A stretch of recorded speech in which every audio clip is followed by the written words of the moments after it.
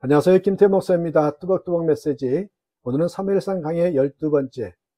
너무 배가 부르면 문제가 생긴다. 너무 배가 부르면 문제가 생긴다. 사무엘상 7장 1절에서 17절의 말씀 가지고 함께 뚜벅뚜벅 걸어가겠습니다. 구약 성경에 나오는 3대 부흥 운동이 있어요. 오늘 보면 7장에서 나오는 사무엘을 중심으로 일어났던 미스바 부흥 운동이 있고요. 느헤미야 8장에서는 학사 에스라를 중심으로 예루살렘 수문 앞 광장에서 일어났던 부흥운동이 있었죠. 요나로 말미암아 일어났던 니느웨의 부흥운동도 요나서 3장에 나옵니다. 언약궤가 기럇 여아림에 살던 아비나답의 집에 안치되었을 때에 사무엘이 온 이스라엘 족속을 미스바에 불러서 회개의 운동을 일으켰습니다. 하루 순간 이스라엘 백성들이 미스바에 모였던 사실을 블레셋이 알고 쳐들어왔는데 하나님이 도우셔서 블레셋을 극적으로 물리치지요. 그 극적인 사건을 기념해서 사무엘은 미스바와 센 사이에 돌을 세웠고 그것의 이름을 에벤 에셀이라. 여호와께서 여기까지 우리를 도우셨다는 뜻이지요. 에벤 에셀의 역사가 어떻게 일어나게 되었습니까? 어떻게 미스바 회개 운동이 일어났으며 블레셋과의 전투에서 극적으로 승리한 비결이 무엇입니까? 첫 번째는요, 하나님에 대한 사모함이 있어야 한다는 거죠. 언약궤가 기럇 여아림에 들어간 후에 이스라엘 백성들은 빼앗긴 언약궤를 찾은 것에 대해서 감사한 마음을 가지고 이스라엘 온 족속이 더욱 여호와 하나님을 사모하게 됩니다. 이런 마음의 바탕에 사무엘이 회개를 선포했습니다. 너희가 전심으로 여호와께 돌아오려거든 이방신과 아스타롯을 너희 중에서 제하고 너희 마음을 여호와께 향하여 그만 섬기라. 1절이죠. 이스라엘 백성들은 사무엘의 그 말에 순종해서 우상신들을 제거하고 여호와 하나님만 섬겼습니다. 그러한 환경 속에서 큰 회개 운동이 일어나게 되었습니다. 그리고 그 회개 운동을 바탕으로 블레셋과의 전투에서 승리하게 되었습니다. 저는 요즘 우리나라 기독교의 가장 큰 문제는 무엇이냐 물으면 너무 배가 불렀다는 것입니다. 하나님에 대한 갈급함이 없습니다. 사모함이 없습니다. 왜요? 세상에 젖어 세상의 기준으로 살고 있기 때문이지요. 기독교의 복이 무엇입니까? 기독교의 복은 변화와 성숙입니다. 세상의 복은 소유에 있습니다. 기독교의 복은 사람의 초점을 맞춰 있을 수 있습니다. 세상의 복은 돈에다가 모든 것을 걸고 있지요.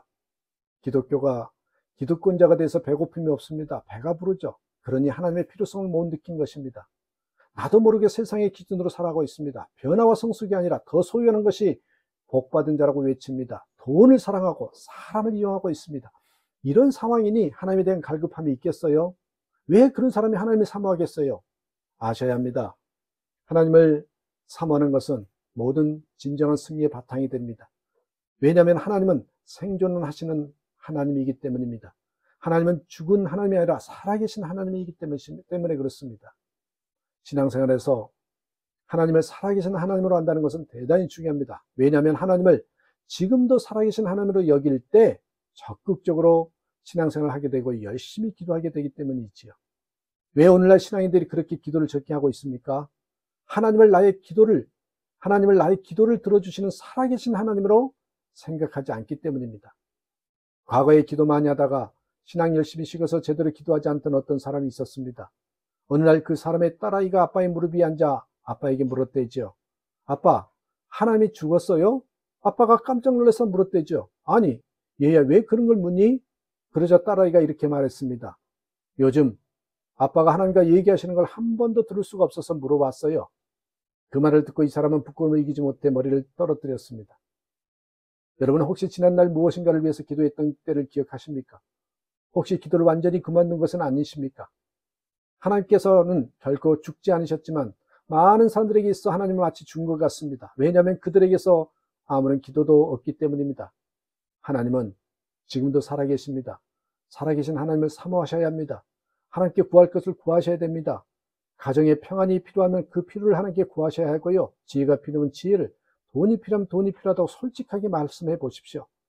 살아계신 하나님께서 그 기도를 들으시고 가장 좋은 해결책을 만들어 주십니다. 살아계신 하나님을 사모할 때 우리의 모든 문제의 해결 신발이가 이루어진다는 거 잊지 마십시오. 살아계신 하나님을 사슴이 시내를 찾듯이 찾는 자가 진정한 복이고요. 문제 해답을 하나님께 요구하기 전에 먼저 살아계신 하나님 그분을 찾으셔야 됩니다. 두 번째는 하나님에 대한 사모함이 있어야 간절히 기도한다는 것이죠. 백성들을 위해서 사무엘은 여호와 하나님께 간절히 중보 기도를 드렸고 미스바에 모인 온 백성들도 다 함께 금식 기도를 했습니다. 그 기도가 회개 운동을 일으켰고 블레셋과의 전투에서도 하나님의 능력을 끌어들이게 된 것이죠. 기도는 전능하신 하나님의 능력을 맛보게 하는 위대한 통로입니다. 그런데 기도 중에서도 공기만 파동시키는 형식적인 기도가 있고요. 하나님의 마음의 파문을 일으키는 간절한 기도가 있습니다. 기도할 때 간절히 기도하는 자세가 있어야 변화의 역사가 일어나죠. 강원도 황지에 예수원이라는 곳이 있어요. 중국 선교사의 아들이었던 토리 목사님이 세운 일종의 기도원입니다. 저는 오래전에 어려움이 생기거나 특별한 기도 제목이 생기면 그것을 가끔 찾아들었어요. 그곳에 가면 에베소 중앙에 이런 글씨가 써져 있었습니다. 기도는 노동이다. 기도가 사생결단의 기도가 될 때 그 기도는 노동 이상의 것이 됩니다. 이스라엘 백성들이 블레셋과의 전쟁에서 극적으로 승리한 후에 사무엘은 무슨 조치를 취했습니까? 돌을 세워 미스바와 센 사이에 세우고 에베네스라고 썼죠. 여호와께서 여기까지 우리를 도우셨다. 사무엘은 감사의 원리를 아는 지도자였고요. 백성들의 감사의 원리를 잊지 않도록 기념비를 세우는 조치를 했죠. 그러한 감사의 심령이 예비되어 있었기에 하나님은 그들에게 회개의 역사와 더불어 전쟁에서 승리를 주신 것입니다. 신자는 삶의 두 원리 안에서 삽니다. 하나는 하나님께 대한 믿음의 원리고 또 하나는 하나님의 베푸신 은혜에 대한 감사의 원리입니다. 그런데 이 감사의 원리 중에 가장 중요한 감사의 원리가 있습니다. 그것은 성공했을 때뿐만 아니라 실패했을 때도 감사해야 한다는 거죠. 범사에 감사합니다. 그런데 아무리 살펴봐도 인간은 범사에 감사할 수 있는 존재가 못 되는 것 같아요. 인간은 어려운 환경에서 슬퍼하는 쪽이 더 가까운 존재잖아요.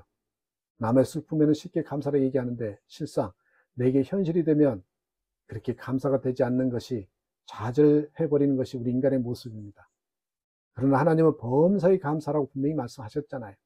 성공했을 때도 또한 실패했을 때도 항상 감사할 수 있어야 한다는 것. 실패 환경에서 감사할 수 있다면 그것이 훌륭한 감사요 가치 있는 감사입니다.